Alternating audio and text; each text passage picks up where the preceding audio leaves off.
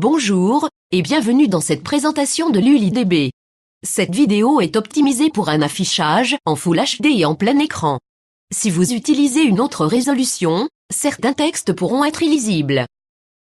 Bienvenue sur notre vidéo de présentation de l'outil de synchronisation l'UliDB.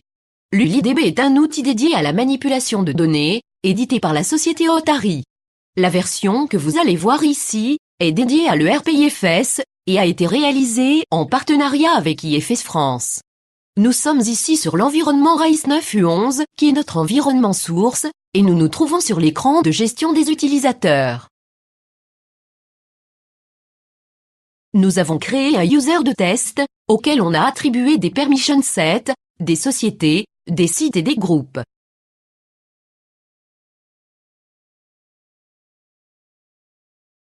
Sur notre environnement de destination RICE 9U12, cet utilisateur n'existe pas.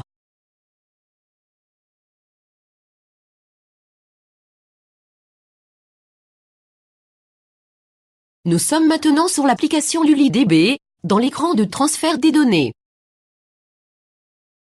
La source est bien RICE 9U11 et on sélectionne RICE 9U12 comme environnement de destination. On lance une analyse, et immédiatement, on voit toutes les logical units qui seront synchronisées, ainsi que le détail des actions pour chacune d'entre elles.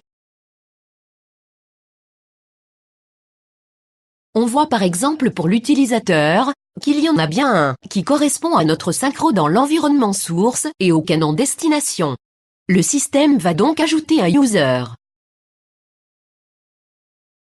Au niveau des rôles, ils existent tous des deux côtés. Par contre, pour le lien entre utilisateur et rôle, il y a 3 rôles ajoutés à mon user dans l'environnement source et au canon destination. Il va donc créer 3 nouvelles associations, utilisateur-rôle, et ainsi de suite. Nous lançons une synchronisation, on surveille le log, et on voit bien qu'il a rajouté un utilisateur et rajouté des propriétés. On a ici une petite erreur d'insertion, c'est tout à fait normal, on reviendra dessus par la suite. On peut donc ainsi voir tout le travail qui a été réalisé. Si on revient dans l'environnement de destination, et si on refait une recherche, on remarque alors que l'utilisateur est là, avec exactement la même configuration.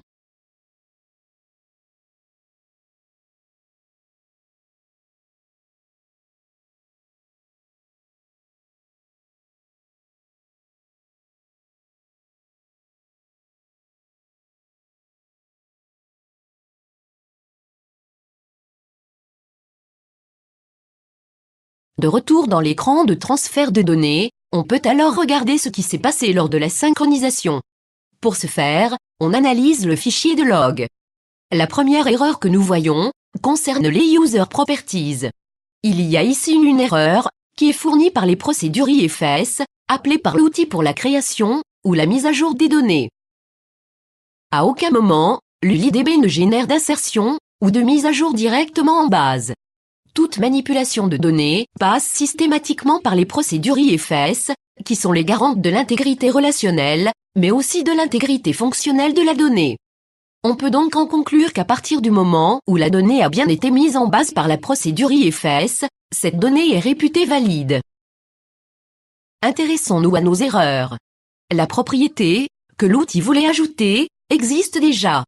La raison nous la connaissons. Elle est due au comportement de la procédure qui ajoute l'utilisateur. Lorsque l'on crée un utilisateur dans IFS, il y a des propriétés qui sont créées automatiquement pour cet utilisateur. Au moment où nous avons analysé la base de destination, l'utilisateur n'existait pas et ses propriétés forcément non plus. Au moment où nous avons créé l'utilisateur, la procédure de création a aussi généré certaines propriétés par défaut. Et lorsque l'outil a voulu générer les propriétés, la procédure a refusé de le faire, parce qu'elles existaient déjà, ce qui démontre bien que l'outil fait bien attention à l'intégrité des données.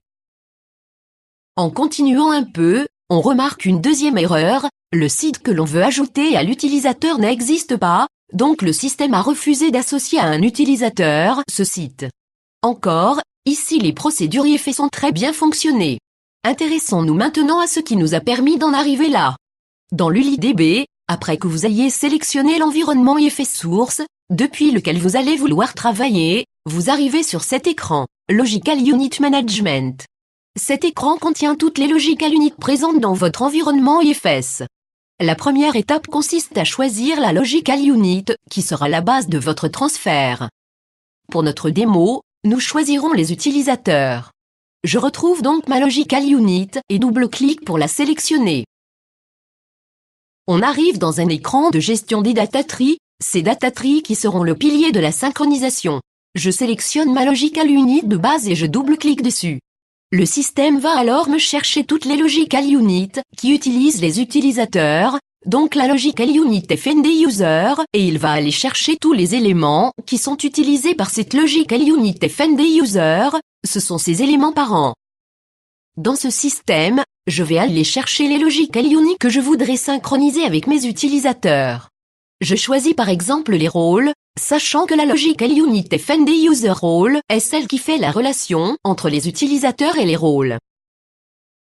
Je double-clique donc sur cette Logical Unit et je vois qu'elle dispose de deux relations parents, la Logical Unit FND User, mais aussi la Logical Unit FND Role. Je sélectionne ce rôle, de manière à ce que si le système veut ajouter un rôle à un utilisateur, mais que ce rôle n'existe pas, il le créera automatiquement. On peut rentrer aussi dans le détail, et voir le contenu du rôle, et s'assurer que toutes les Logical Units associées à ce rôle seront elles-mêmes synchronisées. Ce tree view sur la gauche est en fait le modèle relationnel de votre base de données, recréé dynamiquement. Lorsque vous avez fini de générer votre data tree, vous pouvez l'enregistrer de manière à pouvoir le réutiliser plus tard. En l'occurrence, celui que l'on a utilisé pour notre démonstration a été enregistré, il s'agit de Userful. Je le recharge maintenant. On retrouve ici l'ensemble des Logical Units qui ont été utilisées lors de notre synchronisation et vous voyez que pour chacune d'entre elles, il y a toute une série d'options que nous pouvons choisir d'activer ou non. L'objectif ici n'est pas de détailler toutes ces options, cela fait l'objet d'une formation, mais sachez qu'elles permettent de paramétrer tous les cas de figure pour votre synchronisation.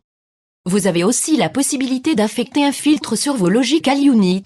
Par exemple ici on a choisi de ne synchroniser que les utilisateurs dont le champ Identity contenait l'ULISync. Parmi les autres éléments disponibles, vous avez les requêtes. Ici vous avez la possibilité de visualiser la structure de votre Logical Unit, la requête qui sera utilisée pour votre synchronisation ou les relations parents. Je rappelle que cette vidéo n'a pas pour but de détailler l'intégralité des écrans, mais que tout a été mis en œuvre pour que tout soit réalisable. Une fois votre data tree terminé et enregistré, vous avez la possibilité de créer un layout pour Harmony Report. Donc en cliquant sur ce bouton, vous générez un layout vide donc blanc, mais qui contient déjà toutes les requêtes de connexion, tous les liens et tous les répéteurs, vous n'avez alors plus qu'à placer vos champs. La deuxième option, vous la connaissez, vous l'avez vue au début de cette démonstration, c'est celle qui permet de transférer les données vers votre base de destination.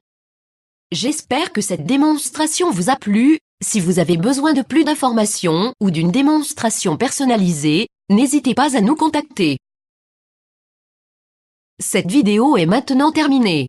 Merci de l'avoir suivie et si vous voulez voir d'autres vidéos, rendez-vous sur lulidb.com ou sur la chaîne YouTube dédiée au logiciel.